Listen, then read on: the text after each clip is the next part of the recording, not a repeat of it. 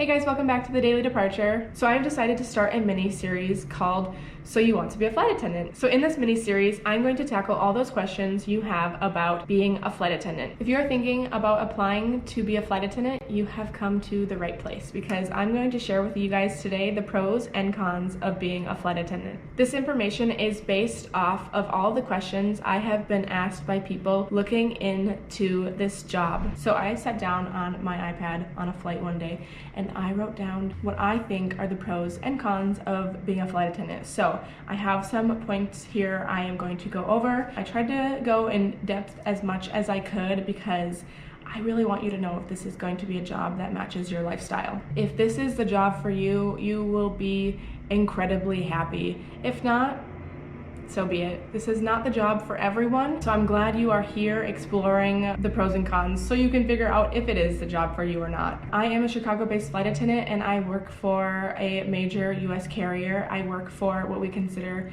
a mainline carrier. I would love to film a video in the future showing the difference between mainline carriers, regional carriers, and possibly some low-budget carriers, but that will be a whole different topic that I will tackle in this mini-series of So You Want to Be a Flight Attendant. But with that being said, I'm going to dive into the pros and cons of being a flight attendant. So the first pro that I would like to talk about is the schedule. The topic of schedule is a huge one, and I'm going to try to hit on some of my most important points right now with the schedule in this video. Now, I do try to explain my schedule and what that looks like in a lot of my vlogs, and it is a very complex subject, so I am trying to tackle that as best as I can. But to sum up, the pro of being a flight attendant and this schedule is the flexibility that it does offer you with the days on and the days off that you can have. But I could have a whole nother video talking about schedule just because it is so complex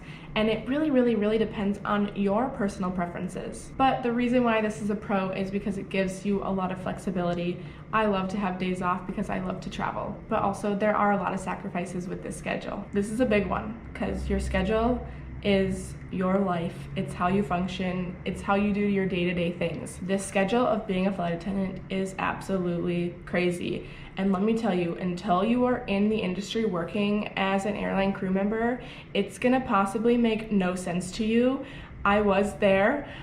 It didn't make sense to me until I started flying. So I'm gonna try to explain this the best that I can. Some months for my airline, you can have long stretches of days off. That is just how your schedule can end up being. That is a huge perk of the job. For my specific airline, we have to fly a minimum of 40 hours a month. So that can be accomplished in, let's say, anywhere from 5 to 8 days. So if you really are not hurting in the budget area and you only want to fly 40 hours a month, you can fly 40 hours a month. So that could potentially be only 8 days a month. So if there's 31 days in the month, you could be off for 23 days. That is incredible. So last month, had I not picked up trips, I would have been off 18 days without pay. Now, I ended up picking up trips, but I still had about 10 days off and I still flew 115 hours worth of pay, which is a really nice paycheck, but I definitely sacrificed being home a lot. But also, with those days off, I had a stretch of 5 days off and I was able to go to Hawaii. So the reason that I had so much flexibility in my schedule is because I was on what we call a line month. Now, there are two different types of general schedules in the airline industry. You will either have a line month or a reserve month. Now, there is a difference of these two schedules. I think I'm going to do a separate video on the differences between a line month and a reserve month. Right now, I'm just going to sum up schedules as on a line month, you potentially have the ability to have as many days off as you would like, or to pick up and fly as many hours as you are legally able to do so. The second huge pro of working for an airline is the travel benefits. Why is this a pro, you ask?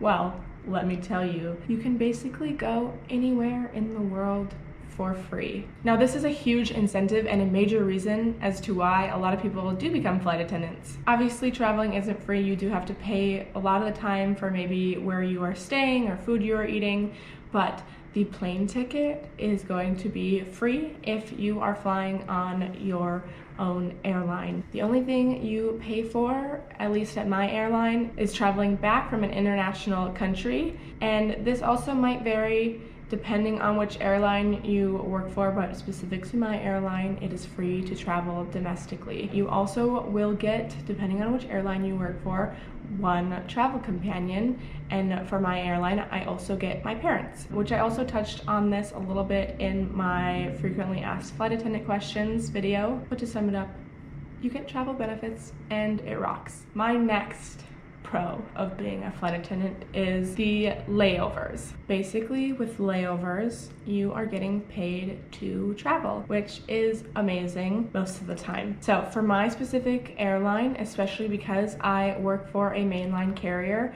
we usually have pretty decent layovers or pretty decent layover cities. Now, your layovers will be different if you work for a regional carrier, but not necessarily completely different. We both have similar layovers and layover in the same layover cities sometimes. For mainline, a lot of the time we layover in maybe larger cities compared to regional carriers. Every single trip that you go on, you don't always have long layovers and you don't always have layovers. There are occasionally times on your schedule where you do get long layovers, and that's really nice. Some people also don't like to work and have long layovers. Some people prefer to do one-day trips, and that means you don't have any layovers. You sleep in your own bed both nights. So it's all dependent on kind of what airline you work for and which type of schedule you prefer to try and have, or also which one you can hold. This pro is a pro if you have good layovers. Now, if you are lucky enough to have nice layovers or long layovers, this is a huge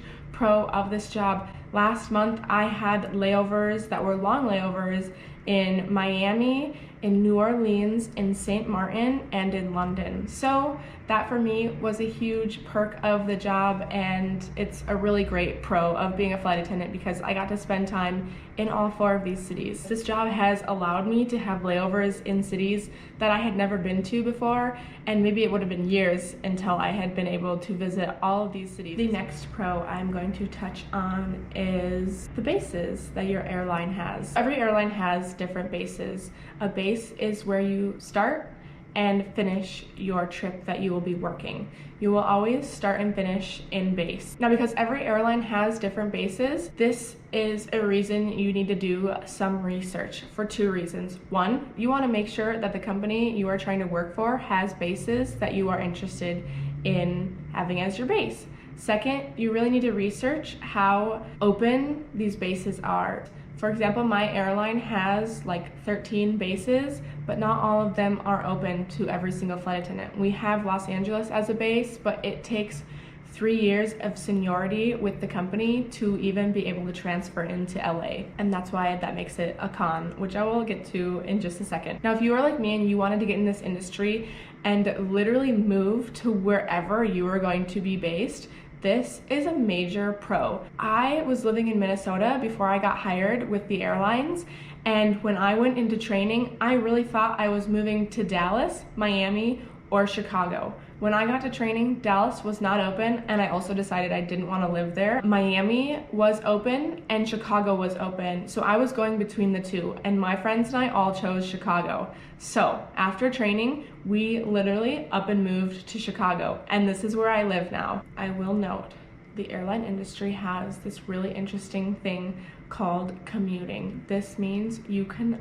live wherever you would like to live as long as you get to base before your trip starts. Do not be discouraged. You can be based somewhere that you do not live. A very interesting part about this industry that I actually had no knowledge of when I became a flight attendant. But I think this is great to note because that might help your decision in figuring out who you would like to get hired with as an airline and which ones would completely not work for your lifestyle, because the most important thing in this industry is your quality of life. Now let's segue into the cons of being a flight attendant. Let's start with bases. This can be a con because If your base that you would like to have is not open, you will have to be based in another city, and you will either have to move to that city or commute to that city. And moving might not be something you want to do if you are really established in a city you are currently in, and also commuting might not be something you want to do, because commuting is a huge perk of the job where you can live wherever you want to live, but also commuting causes you to take a lot of extra time out of your personal schedule just to get into work. And also when you are commuting, you are usually flying standby, and just that stress of flying standby and worrying if you are going to get a seat on the flight can be very, very stressful for a lot of people. So that is why the bases can be a con of the job. Now let's hop back into the idea of your schedule and how this can be a con for you. As you may have noticed, as a flight attendant, you travel for work. This requires you to be away from home. If you are not okay with being away from home, let's say 2, 3, 4, possibly even 5 days in a row, this is not the job for you. This is all personal preference. Some people might not want to be away from home because of things like a significant other, a spouse, a dog, a child, your family. This makes this job very, very hard. Now, while being away from home isn't always the worst thing, because you might have a layover in an awesome city, you might also have a horrible trip you are flying with a not very fun layover, and now you're away from home. So if you do not like traveling and you do not like being away from home, this might not be the job for you, because this job does require you to be away from home. Also, not all trips have long, glamorous layovers, and a lot of trips have really long days where you are working 12-hour days and you are not getting paid for 12 hours. You are getting paid for a fraction of that amount of time that you are at work. Like I mentioned before, we have line months and reserve months for our schedules. Reserve is a con of the job. Reserve is a monthly schedule where you are on call. That means the company can send you wherever they need to send you. Now, being on reserve limits your days on and days off. Now, with my specific airline, it's pretty tough to trade around your days once you get a set schedule, and that is a huge con of the job, because if you do not get a schedule that you like, you're kind of out of luck. I will get into this a little bit more on my line versus reserve month schedule. To sum up being on reserve, you are on call, you do not get a lot of say in what kind of trips you fly, and you do not get as much say in what kind of days off and on you get. If you are in the airline industry, you will probably have to be on reserve. So my last con that I am going to discuss with you guys today is the topic of pay. This might be the first time you are hearing this, or the 100th time you are hearing this, but flight attendants do not get paid the entire time they are at work. You only get paid once the door closes and you are taxiing, taking off, flying, or landing. Why this is a con is because you end up spending a lot more time at work than you actually get paid. And as a flight attendant at most airlines, you are on an hourly salary. This hourly salary will increase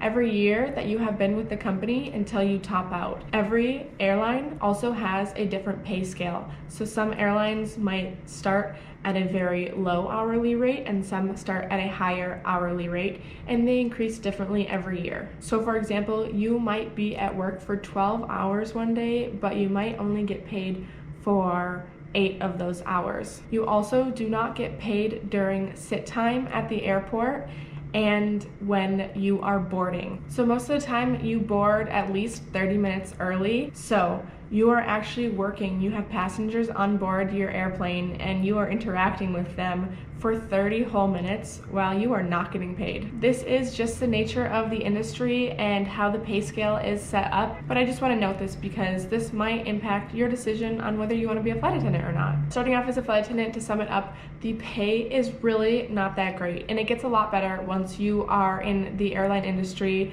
for years and years after you have started. Alright, so that covers a broad spectrum of the pros and cons to being a flight attendant. So now that I've shared this information with you guys, I have to ask, so do you still want to be a flight attendant? If you are thinking about applying to be a flight attendant, I hope this information was really helpful to you. And I also look forward to filming some more videos for this mini series, So You Want to Be a Flight Attendant.